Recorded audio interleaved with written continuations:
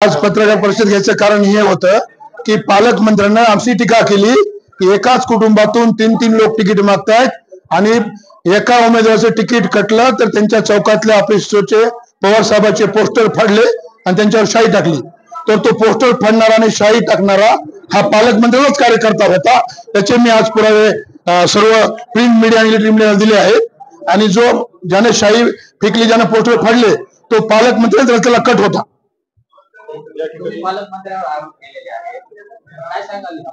पालकमंत्र्यावर आरोप तर स्पष्ट तुम्हाला सगळ्यांना माहिती आहे। पालकमंत्री वाटतात तसं सर्व घरातच त्यांना पाहिजे, जिल्हा परिषद आमदारकी खासदारकी नगरपालिका त्यांना स्वतःला पाहिजे। त्यासाठी आरोप करण्याचं पण समोरची स्थिती आहे परिस्थिती वस्तुस्थिती जी आहे ती मी मीडियासमोर मांडली। सत्तेचा 100% दुरुपयोग ह्या बीड जिल्हा आणि परळी मतदारसंघात होते हे तुम्हाला वारंवार मी दाखवलेलं आहे, पेपरवर दाखवले।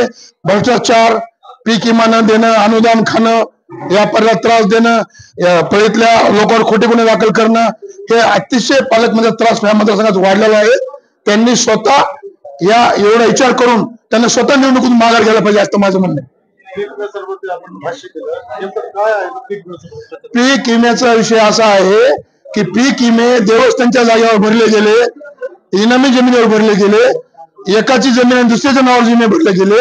या पीक विम्यामध्ये 300-350 कोटीचा घोटाळा या पालकमंत्र्यांना बीड जिल्ह्यामध्ये केलेला आहे आणि ह्या सिद्ध झाले। नागपूरच्या खंडपीठात याचिका सुद्धा दाखल झालेली की पालकमंत्र्यांना पीक विम्यामध्ये 300-350 कोटीचा घोटाळा केला।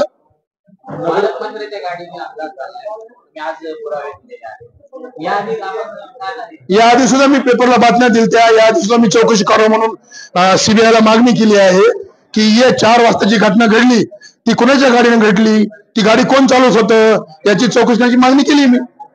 परळी नगरपालिका सध्या काही पुरावे दिले होते, नेमकं काय? परळी नगरपालिकेमध्ये 450 कोटीचा भ्रष्टाचार झालाय, मी यावर पुरावे दिले, त्याचं पिटिशन मी केलंय।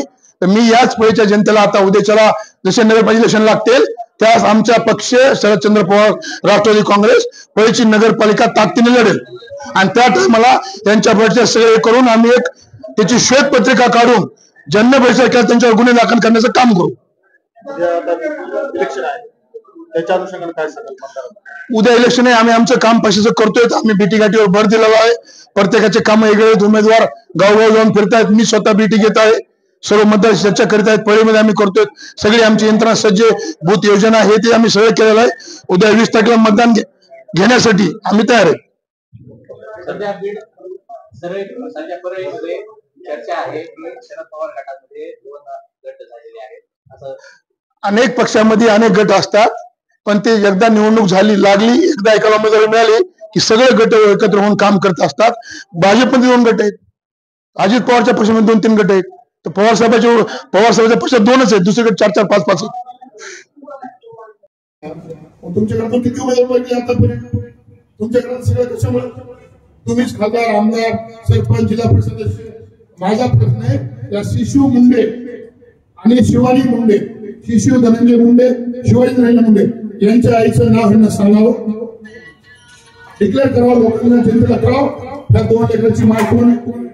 तुम्ही आमच्या कुटुंबावर बोलल्यास आम्ही तुमच्या कुटुंबावर बोलल्याशिवाय राहणार नाही, ते तुम्ही समजून घ्या। पालकमंत्री तुम्हाला माझ्या कुटुंबावर बोलण्याचा अधिकार काय तुमचं काम आहे? पालकमंत्र्याचं सकाळी हे दुपारी ओढायचं संध्याकाळी लागायचं, हे पालकमंत्री काम आहे, ते जगावर मिळते। काय पालकमंत्री करतात?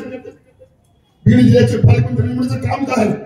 सकाळी दुपारी संध्याकाळी बंद करा। हे लाडकी बहीण योजना चालू केली, ही बहीण तुम्ही आता आम्हाला बोलायचं नाही। लाडक्या बहिणी किती संकट होते तुमच्या परळी मतदारसंघात, त्या पालकमंत्र्यांनी पाठी सोडून बोलू नये। तुम्ही पाठी सोडून बोलता, आम्हाला पाठी सोडून बोलता येतं। तुम्ही काय म्हणून आमच्यावर टीका करता? आम्हाला तिकीट मागत अधिकार नाही आणि तुम्ही सांगताय तुला की मी राष्ट्रवादीच्या नेत्याला फोन केला तुतारीच्या, आणि गद्दारचा फोन पवार साहेब घेत नाही, पवार साहेबांच्या पक्षात कोणीच गद्दारचा फोन घेत नाही आणि तुम्ही गद्दारी केली पवार साहेब।